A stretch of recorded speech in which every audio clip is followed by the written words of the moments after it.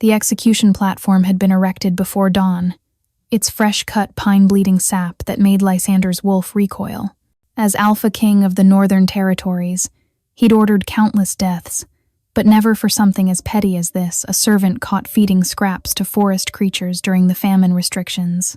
"Bring forth the accused," Commander Theron bellowed, his voice carrying across the packed courtyard of Castle Ironmore. Lysander watched from his throne on the raised dais, his golden eyes scanning the crowd of nobles and servants who'd been forced to attend. Making examples was Theron's specialty, one Lysander had foolishly allowed to flourish while managing the border wars. The guards dragged forward not the sturdy kitchen wench he'd expected, but a slip of a girl who couldn't have seen more than 20 winters. Alara he'd heard the name whispered but never paid attention. She moved with an odd grace despite the shackles, her moon-pale hair falling like a curtain over her downcast face. "This creature," Theron announced, voice dripping with disgust, "has been stealing from your tables, Your Majesty, feeding the very beasts we've sworn to keep from our walls." The crowd murmured, some in anger, others in pity. The famine had made everyone desperate, but the law was clear. Lysander felt his beta, Aldrich, shift beside him, sensing his alpha's unease through their pack bond. "She refuses to speak in her defense," Theron continued, grabbing Alara's chin roughly. 3 days of questioning, and not a single word. That's when Lysander saw her eyes silver as starlight, completely untouched by fear. His wolf stirred, recognizing something it couldn't name. "The punishment for theft during famine is 50 lashes, Theron declared. "For a servant who steals from the Alpha King himself, 70, called Lord Ravencrest from the nobles' gallery. "Make her scream for mercy." Alara's gaze suddenly snapped to the Lord, and Lysander could have sworn he saw disgust flicker across her features before returning to that serene mask. "She's mute, you bloodthirsty fool," an old laundress called out, immediately shrinking back as guards turned toward her. "Been mute since she came here as a child." Lysander noticed how the laundress Rosalie, he recalled, watched Alara with an expression that seemed almost protective, almost proud. Theron's smile widened cruelly. "Then she'll make excellent practice for my new whip." The commander uncoiled the weapon, silver-threaded leather that would burn even a wolf shifter. But as he raised his arm, something extraordinary happened. A murder of ravens erupted from the castle, towers, hundreds of them, descending in a black cloud of wings and fury. They dove at Theron, talons raking, beaks stabbing. The commander stumbled backward, covering his face as blood began to flow. In the chaos, Lysander saw Alara's lips moving not in speech, but in something else. A song without sound, her eyes now fully silver, glowing like small moons. "Witchcraft!" someone screamed.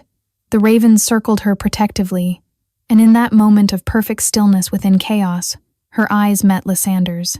He felt the impact like a physical blow recognition, though they'd never truly looked at each other before. His wolf howled inside him, straining against his skin. Then she did something that changed everything. She smiled, just a fleeting upturn of her lips, and walked calmly toward the castle gates.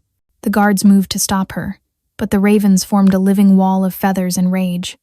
The shackles fell from her wrists as if they were made of mist. "Stop her!" Theron roared, blood streaming down his face. Lysander stood, his alpha presence rippling through the courtyard, freezing everyone in place. Everyone except Alara, who continued her unhurried walk toward the forest line. "Let her go," he commanded, his voice carrying absolute authority. "But Your Majesty," Theron started, "would you have me fight a murder of ravens in my own courtyard?" Lysander asked coldly. "She's proven her point. The forest wants her back." As Alara reached the tree line, she turned back once. Her silver eyes found his gold ones across the distance, and she pressed a finger to her lips, a secret, a promise, or perhaps a warning. Then she vanished into the woods, the ravens following like a dark river in the sky, leaving behind a courtyard full of witnesses to something extraordinary.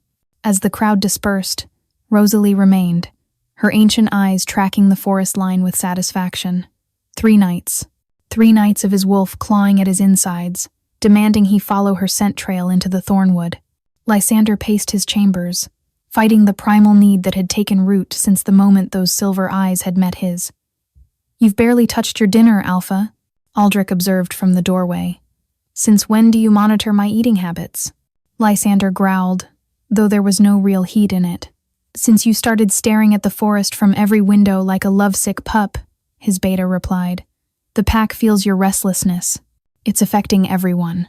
Lysander turned from the window where, indeed, he'd been watching the tree line. "There's something about her, Aldrich. My wolf recognized something." "She's a witch," Aldrich said carefully. "The ravens proved that. And she's been living under our noses for years, pretending to be mute." "Pretending," Lysander mused. "Or surviving. How else does someone with that kind of power hide in an Alpha King's castle?" A knock interrupted them. Guard Captain Mirren entered, bowing low. "Your Majesty, Commander Theron demands an audience. He's gathered evidence about the servant girl." Lysander's wolf snarled. "Send him in." Theron entered with bandages covering half his face, carrying a leather satchel. "Your Majesty, I've discovered disturbing information about the witch." "Her name is Alara," Lysander said quietly, dangerously. Theron hesitated, then continued. "She came to us 7 years ago, found half dead at our borders. The previous healer, Sage Morwyn, insisted on taking her in. But here's what's interesting." He pulled out a faded document. "Morwyn died just 2 moons later. Suddenly, and the girl was the only one with her. You're suggesting a child murdered our healer?" "I'm suggesting she's not what she seems. I found these in her quarters." Theron spilled the satchel's contents onto Lysander's desk, dried herbs, crystals, and several journal pages covered in symbols that seemed to shift when looked at directly. One page caught Lysander's attention. A drawing of a wolf with golden eyes dated 3 years ago. Below it, written in the common tongue, "The golden wolf dreams of silver moonlight, not knowing the moon dreams of him in return." His blood chilled. He'd been having dreams of running through silver forests for exactly 3 years. "There's more," Theron said, his good eye gleaming with triumph. The kitchen staff finally talked. She wasn't just feeding forest creatures. She was feeding something specific. They heard howling whenever she went to the woods, not wolf howling something else. And she left food near the orphanage, too. "There's a child there, Mira, who watches her constantly strange child with eyes that sometimes look like the night sky." "What are you implying?" "That she's been communicating with the Shadow Pack." The room went deadly still. The Shadow Pack, the legendary wolves who'd refused to join the unified territories, who were said to practice the old magic banned centuries ago. "That's myth," Aldrich breathed. "Are they?" Theron pulled out another paper. "Border Patrol reports. 16 sightings in the last year of unusual wolves. Silver, white fur, eyes like stars. Always near where the girl was seen walking." Lysander's control snapped. "Enough. I'll handle this personally. Your Majesty, you can't." I said enough. His alpha command made both men bare their necks in submission. "Double the border patrols. But no one enters the Thornwood except me." After they left, Lysander stood before his mirror, watching his eyes flicker between human gold and wolf amber. The dreams, the recognition, the way his wolf had nearly broken free when she smiled, it all pointed to something he'd thought impossible. A mate bond. But not just any mate bond one, with someone who might not even be entirely human. He waited until midnight, then shifted into his massive golden wolf form and slipped through the castle shadows. Her scent trail was still there. Faint but unmistakable wild roses, and something electric, like the air before lightning strikes. The Thornwood welcomed him with unusual silence. No insects, no night birds, as if the forest itself was holding its breath. He followed her trail deeper, past the safe boundaries, into the old growth where the trees were ancient, and the magic thick enough to taste. Then he saw light silver-blue wisps floating between the trees like wayward stars. They danced ahead of him, leading him off the trail and toward a sound he couldn't quite identify. Music, but not quite. Singing, but wordless. He crept forward, using every bit of his alpha stealth, until he reached a moonlit clearing. What he saw there stopped his heart. Alara stood in the center, no longer the meek servant, but something otherworldly. Her hair floated as if she were underwater, and silver light poured from her skin. Around her, wolves, but not like any he'd known. They were massive, translucent, made of moonlight and shadow. The Shadow Pack wasn't just real, they were something beyond mortal understanding. And Alara was their center, their focal point, conducting them in some ancient ritual with just the movement of her hands. As he watched, frozen in amazement and terror, one of the shadow wolves turned toward him. Its star-bright eyes widened in recognition. Then Alara's head snapped in his direction, her silver gaze finding him in the darkness. "I wondered," she said, her voice like silver bells and winter wind, "how long you would take to follow me, my golden king." The shadow wolves began to circle, and Lysander realized with cold certainty he'd walked into something far greater than a trap. "Don't run." Alara's voice carried a note of command that made Lysander's alpha wolf want to bristle and submit simultaneously. "They'll chase anything that runs." The shadow wolves continued their circle, their forms shifting between solid and ethereal with each pass. Up close, Lysander could see they weren't entirely wolves. There was something ancient in their shapes, something that predated the modern shifters. "You can speak?" he said, his human voice rough from the sudden shift back. He stood naked in the moonlight, not caring about vulnerability, not when faced with this revelation. "I can do many things," Alara replied, silver light still dancing across her skin. "Speaking was just never necessary. Your people say so much with their words, yet mean so little. These are the Shadow Pack." It wasn't a question. They were, once. Before your great-grandfather's grandfather declared the old magic forbidden, before the pure wolves were hunted for refusing to bow to alpha dominance. She moved closer, the shadow wolves parting for her. Now they're something else. Guardians of what was lost. "And you? What are you?" She tilted her head, studying him with those silver eyes. "Would you believe me if I said I didn't fully know? I remember fire and screaming. I remember my mother pushing me into the river, telling me to be silent, always silent. Then Morwen found me, recognized what I was, and taught me to hide it better. Theron thinks you killed her. Theron thinks many stupid things."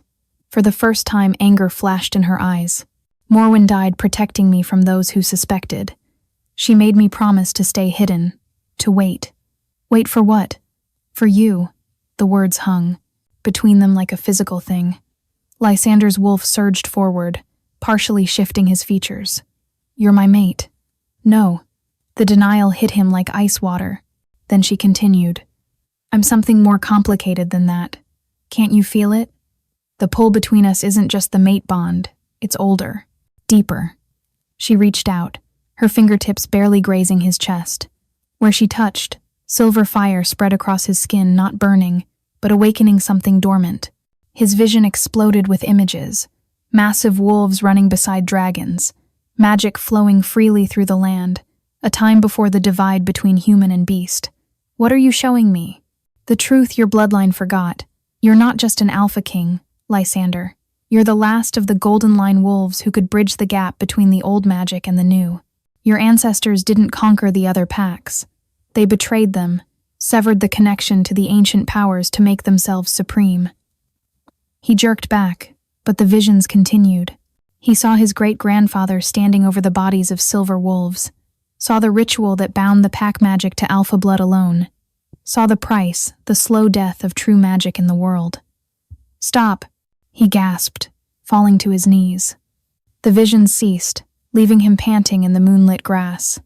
Alara knelt before him, her expression soft with something like pity. "I didn't want to show you, but time is running out. The barriers between worlds are weakening. The old enemies your ancestors made are returning. And without the full power of the united packs, old and new will all fall. Why couldn't you just tell me? Why the charade? Would you have believed a servant girl claiming to know the secret history of your bloodline? Would your wolf have accepted a mate who challenged everything you thought you knew?" She smiled sadly. "I needed you to follow me here, to see with your own eyes, to choose." A howl pierced the night, not from the shadow wolves, but from the direction of the castle. Then another, and another. Pack calls, distress signals. "No," Alara breathed, jumping to her feet. "It's too soon. They weren't supposed to find the breach for another moon cycle." "What breach? What's happening?" The shadow wolves began to agitate, their forms solidifying as they turned toward the castle. Ilara's silver light flared brighter. The Void Hunters.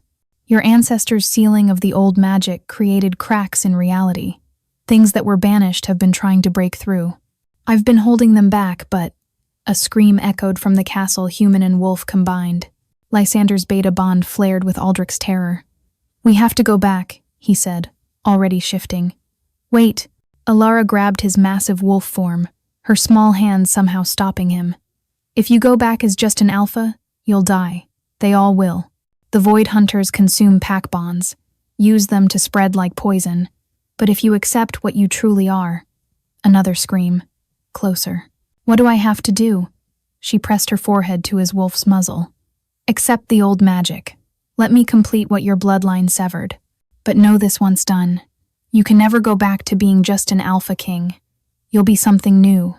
Something your people might fear. Through the pack bonds, he felt his wolves dying. Felt something wrong. Hungry. Alien tearing through them. Do it. Ilara pulled back, her eyes sad but determined. This will hurt. She began to sing, not with her voice, but with her very being. The shadow wolves joined her, their howls harmonizing with her wordless song. The moon above seemed to pulse in rhythm. Then she bit him, not with human teeth, but with fangs of pure moonlight that materialized from her mouth. The pain was beyond physical, it was spiritual, existential. Every cell in his body screamed as something fundamental rewrote itself. Golden fire met silver ice in his veins. His wolf form began to change, growing larger. His fur, shifting from pure gold to gold, shot through with silver veins. He could feel it, the old magic flooding back. Connections to powers his bloodline had severed generations ago. But with the power came knowledge. Terrible knowledge. The Void Hunters weren't random monsters. They were the vengeful spirits of the wolves his ancestors had slaughtered, transformed by centuries of rage and the twisted magic of their banishment. And leading them was someone he knew, someone who'd orchestrated all of this. Theron, he growled with his new voice, which echoed with harmonics that shouldn't exist. Ilara nodded grimly, silver blood on her lips from the bite. He's not entirely human either. He's been feeding the Void Hunters information, weakening the barriers. He wants the power of the Alpha King, and he'll destroy everything to get it. A third scream, and this time Lysander recognized the voice Aldrich, his beta, his brother, in all but blood. Without another word, he ran toward the castle, his new form covering ground with supernatural speed. Behind him, Ilara and the shadow wolves followed, silver and gold light streaming through the forest like falling stars. The castle was burning with black flames that gave no heat, only cold that seeped into bones and souls. Lysander burst from the tree line to find his pack scattered across the courtyard, some in wolf form and others human, all writhing as shadow creatures tore at them with incorporeal claws. The Void Hunters were nightmares, given form wolf shapes made of smoke and hunger, with eyes like empty holes in reality. Where they touched, life drained away, leaving husks that crumbled to ash. Aldrich! Lysander's new voice shattered windows, the harmonic frequencies of old and new magic combined. His beta was pinned beneath 3 Void Hunters, his brown wolf form already fading to gray as they fed. Without thinking, Lysander charged, his silver-veined golden form blazing with light that made the creatures recoil. He tore through them, but they simply reformed, laughing with voices like breaking glass. Physical attacks meant nothing to beings of corrupted spirit. You need to sing them to rest. Ilara appeared beside him, her hands weaving silver fire into protective barriers. They're not evil, they're in pain. Your ancestors' betrayal twisted them into this. I don't know how. Yes, you do. The knowledge is in your blood now. Feel it. Another wave of Void Hunters poured from the castle's main gates, and riding them like a general on horseback was Theron. But not Theron as Lysander had known him. The commander's form flickered between human and something else, something ancient and wrong, with too many eyes and shadows that moved independently. Finally, Theron's voice was legion, echoing from every shadow. The Golden King reveals himself. Do you know how long I've waited? How many generations I've served, pretending loyalty while feeding on your palace's misery? You're one of them, a Void Hunter. I was the first wolf your great-grandfather betrayed, his own beta, sacrificed to seal the old magic. Theron's form solidified, showing his true self a massive wolf made of living shadow, bound together with chains of corrupted pack bonds. He offered me as payment to the void, to keep the darkness at bay. But I didn't die. I evolved. I learned to wear faces, to wait, to plan. The shadow wolves had formed a protective circle around the surviving pack members, their ethereal forms holding back the worst of the assault. But they were outnumbered, and each moment more void hunters emerged from tears in reality itself. "Join me, Lysander," Theron offered, his legion voice almost hypnotic. "You have the old magic now. We could remake this world. No more divisions between old and new. Just power, pure and unlimited." "Power built on suffering," Alara said, stepping forward. Her silver light flared, and for a moment Theron's shadows recoiled. "I know what you really want, Void King. Not unity, but consumption. You'd devour everything wolf, human, and magic itself to fill the emptiness where your soul used to be." Theron snarled, his form expanding. "The little moon witch speaks. Tell me, girl, what did you think would happen when you awakened the golden line? Did you think it would be enough? You're just one silver wolf against centuries of rage. She's not alone." The voice came from everywhere and nowhere. Then the moon itself seemed to descend, and from its light stepped a figure Lysander recognized from portraits, Morwen, the old healer. But she was transformed, translucent, made of starlight and memory. "Hello, my brave girl," she said to Alara. "You've done well, but you died. My body did, but I bound my spirit to yours, waiting for this moment." Morwen turned to Lysander. "Young king, the choice before you is simple but not easy. The void can only be sealed by willing sacrifice, not forced betrayal like your ancestors did, but chosen surrender.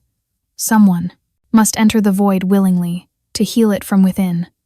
"I'll go," Alara said immediately. "No!" The word tore from Lysander's throat before he could stop it. His new mate bond, incomplete but undeniable, screamed at the thought. "It makes sense," Alara continued, her silver eyes steady. "I'm already between worlds, neither fully human nor wolf. I can survive in the void long enough to die slowly instead of quickly." Theron laughed. "Yes, please, little moon witch. Enter my domain. I'll enjoy tearing you apart for eternity."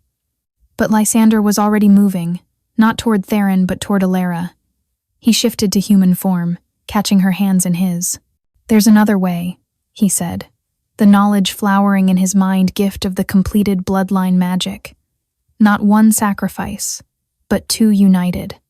The golden and silver lines as one. We go in as one being. We can transform the void itself. That's never been done, because there's never been a united pair before. The old magic kept the lines separate, afraid of what they could become unified. He pressed his forehead to hers. "You woke me up, Alara. Let me save you in return." She searched his eyes, and he felt her presence in his mind, gentle, questioning, then understanding. "You're insane. You barely know me. I know enough. I know you spent 7 years protecting people who would have burned you as a witch. I know you fed the shadow wolves even when it meant starving yourself. I know you could have killed everyone in that courtyard, but chose to spare them." He smiled. "And I know my wolf has been calling for you since before I knew you existed." "How touching," Theron snarled, gathering his void hunters. "But you're out of time." He was right. The shadow wolves were failing, their light dimming. Pack members were falling one by one. In minutes, everyone would be dead. Alara looked at the devastation, then back at Lysander. "As one?" "As one." They shifted simultaneously, he into his massive golden silver wolf, she into something he'd never seen before, a wolf of pure moonlight, silver so bright it hurt to look at. Their forms touched, and power exploded outward. "No!" Theron charged, but Morwen's spirit intercepted him, holding him back with chains of starlight. "Now, children, while I can hold him." Lysander and Alara sang not with voices but with their very souls. The harmony was perfect, golden sun and silver moon, creating something new. A doorway opened beneath them, not into the void but through it, showing glimpses of what lay beyond a realm of pure magic, waiting to be healed. "If we do this, Alara's voice echoed in his mind. We might not come back. Not as we are. Then we'll become something new, as one. They leaped into the doorway as a single being, their forms merging into a creature of gold and silver light. Behind them, Theron's scream of rage shattered the remaining windows. The last thing Lysander heard before the void swallowed them was Aldrich's voice, weak but alive. The king has fallen. The king has wait, look at the sky. Where the void had torn holes in reality, golden silver light was pouring through, not destroying but healing, transforming the void hunters back into the souls they'd once been. The sacrifice had been made, but in the space between heartbeats, between world and void, Lysander felt Alara's presence merged with his own and realized this wasn't an ending, it was a transformation. Marcus's countdown had begun 13 days until they either returned, transformed, or the void would claim everything. Marcus's 13 days. The number blazed across the castle walls in letters of fading gold and silver, counting down with each sunset. No one could explain how they knew what it meant, but every soul in Castle Ironmore understood. Their king and the Moon Witch had 13 days to return from healing Marcus. The soul that had been Theron or the barrier between worlds would collapse permanently. Aldrich stood in what remained of the throne room, his body still bearing gray marks where the void hunters had nearly drained him. As Beta, command had fallen to him. But how did one lead when half the pack was traumatized and the other half was experiencing changes? They're calling them the Blessed, Captain Mirren reported, gesturing to the courtyard below where several pack members sat in meditation. The ones touched by the golden silver light when the king and witch vanished. They claim they can hear singing. Aldrich watched as young Cassia, barely 16, held her hands over a dying garden. Where she touched, plants didn't just grow, they bloomed with flowers that shouldn't exist, petals of silver and gold that hummed with their own light. And the others? The shadow wolves remain. They patrol our borders, keeping the remaining void tiers from widening. But Beta, Mirren hesitated. They're waiting for something. Sometimes they howl at the empty throne, as if answering a call we can't hear. A commotion in the courtyard drew their attention. The laundress Rosalie was backing away from her washing basin in terror. The water had turned silver and was showing images. Aldrich ran down, pushing through the gathering crowd. In the basin's surface, he saw them Lysander and Alara, but transformed beyond recognition. They were a single being of light, fighting through landscapes that shouldn't exist. Forests of crystallized time, oceans of liquid starlight, mountains that sang with voices of the dead. My king, Aldrich breathed. The image shifted, showing them separating briefly. Lysander's form was gaunt, his golden light flickering. Alara cradled him, her silver radiance pouring into him, sustaining him. They were both dying, Aldrich realized. Whatever realm they'd entered was consuming them, even as they tried to heal Marcus.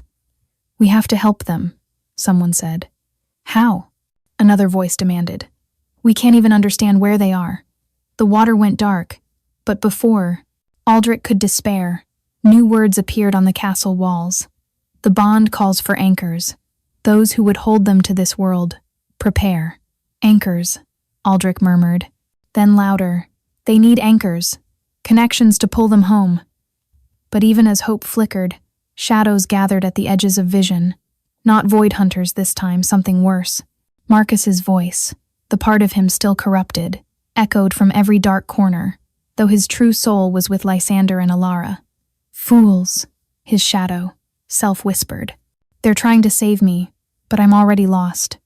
In the void, my pain has become God. Each day they weaken trying to heal me. I grow stronger.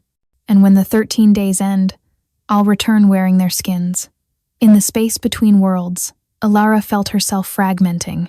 She'd been wrong, this wasn't just a realm to be healed, but Marcus's soul itself, raw and infected with centuries of betrayal and rage. Lysander, she called, though sound didn't exist here. Their merged form had separated hours ago, or was it days? Time moved strangely in someone's soul. She found him battling a memory made manifest Marcus's last moment as a true beta, watching his alpha brother drive the blade in, twisted into an endless loop of betrayal. You were meant to stand together, the specter howled. Brothers in all but blood, Look what loyalty brought me. Lysander's form was more wolf than man now, golden light sputtering like a dying flame. Each blow from the memory drained more of his essence. Alara sang the only weapon that worked here, and her silver light wrapped around Lysander like armor. The specter recoiled but didn't retreat. You can't save him. The shadow, Marcus said. I am the truth of betrayal. Every Alpha King carries this sin. Then he'll be the first to break free of it, Alara snarled. She pulled Lysander to her, their foreheads touching. Listen to me. This isn't just about healing Marcus. It's about healing the original wound, the first betrayal. Through their connection, she showed him what she'd learned. Marcus's soul wasn't evil. It was broken into pieces. The loyal beta, the betrayed brother, the void creature, all fighting for dominance. We need to help him remember who he was before the pain, she whispered. Together, they stood and faced not just the specter, but all of Marcus's fractured selves. Instead of fighting, they did something unprecedented.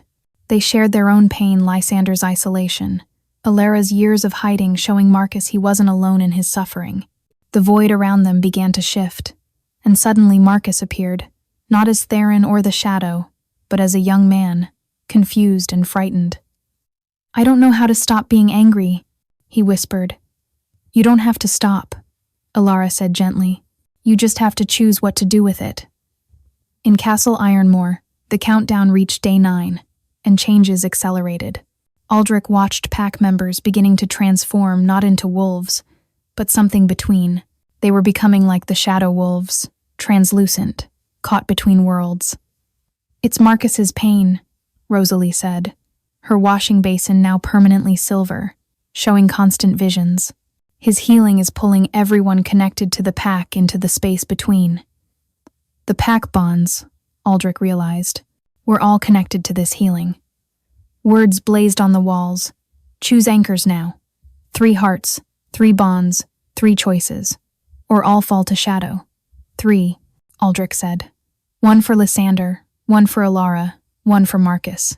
He thought of Lysander not as his king, but as the brother who'd saved him from rogues as a pup. I'll anchor the king.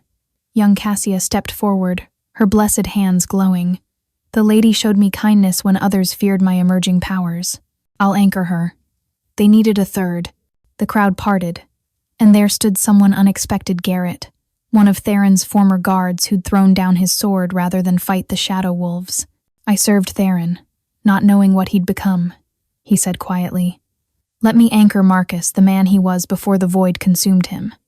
3 anchors for 3 souls. The ritual began at sunset, and across the void, all 3 felt it lights calling them home. Day 10 brought transformation.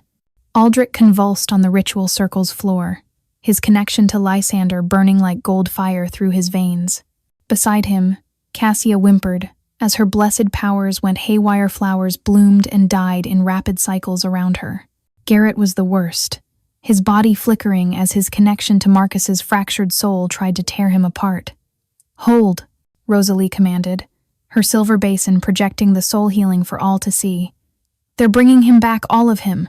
In the projection, Lysander and Alara were helping Marcus gather his scattered pieces, the loyal beta, the betrayed brother, the centuries of rage weaving them back together with threads of gold and silver light. But as the anchors pulled, something else emerged. The part of Marcus that had become the void itself didn't want to be healed. It grabbed the anchor threads, trying to crawl toward their world. You think you can save me? The void, Marcus laughed. I am the betrayal now. I am the wound. Aldrich felt poisonous whispers. You were always second. Never good enough to be alpha.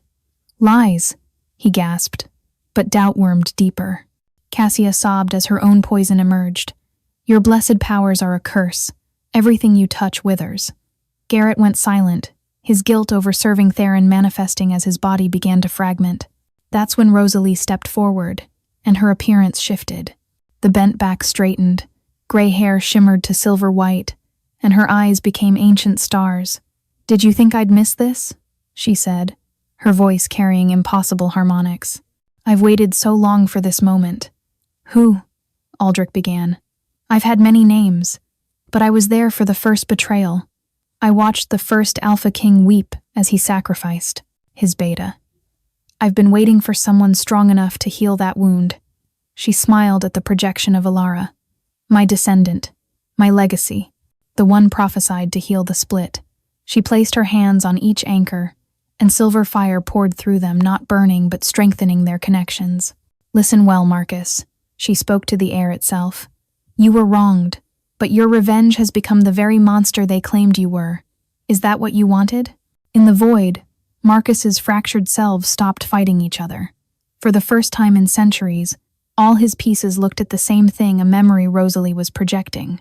The moment before the betrayal, when his alpha brother had whispered, "Forgive me. They have my children.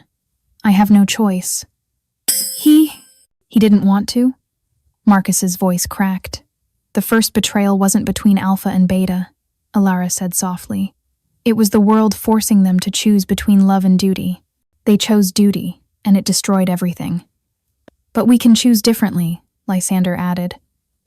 Marcus's scattered pieces began to pull together, not forced but willing.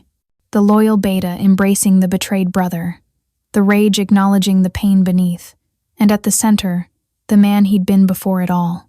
I'm tired, Marcus whispered, whole for the first time in centuries. So tired of being angry. Then rest, Alara said gently.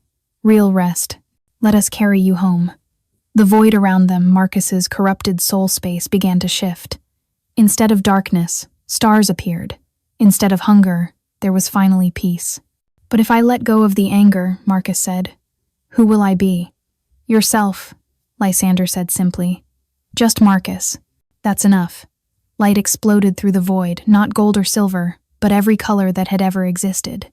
Marcus's soul, finally whole, began to shine with its own light, a deep purple that complemented their gold and silver. In the castle, the anchors screamed as power beyond comprehension poured through them. But it wasn't destructive, it was healing.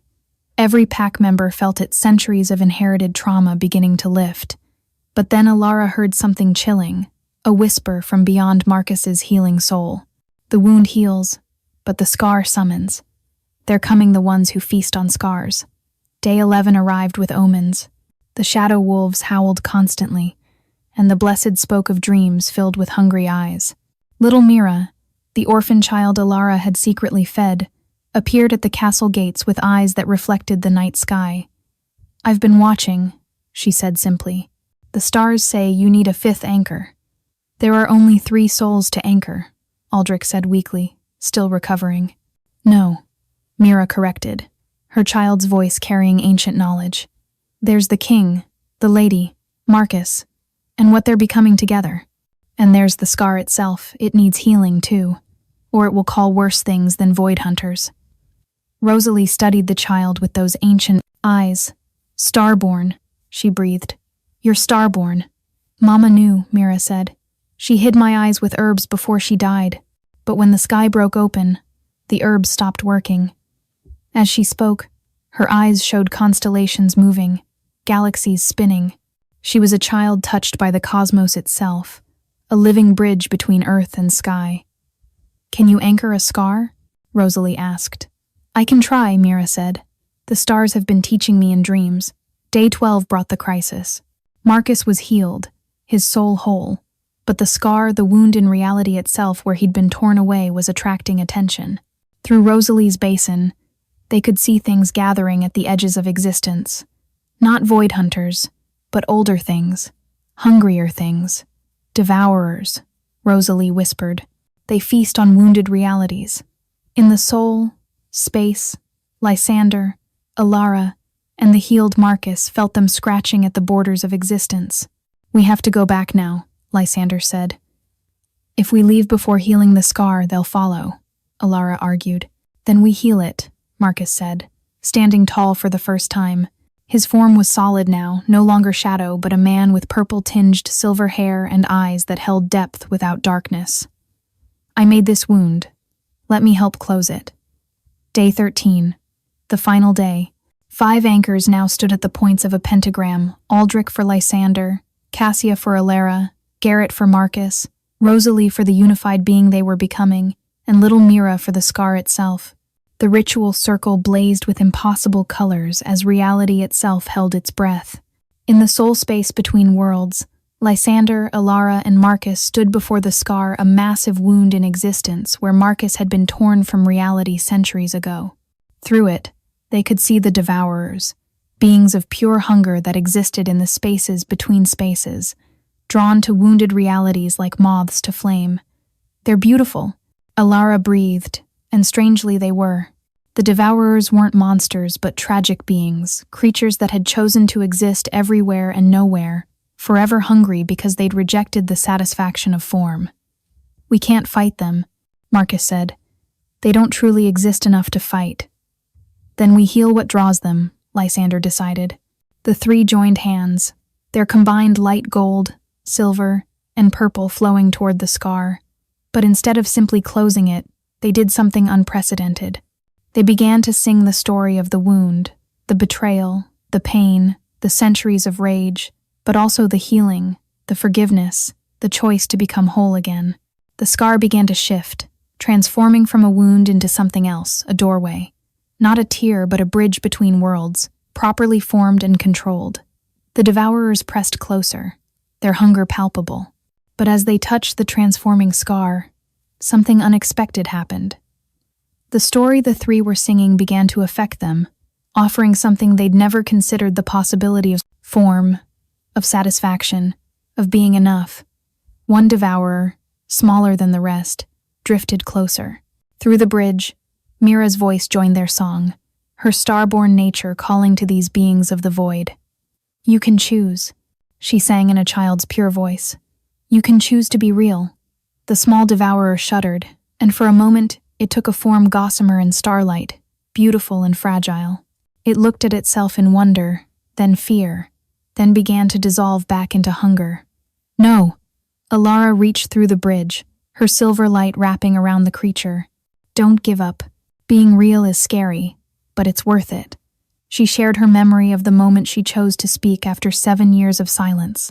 The terror, the liberation, the wholeness of finally being truly seen.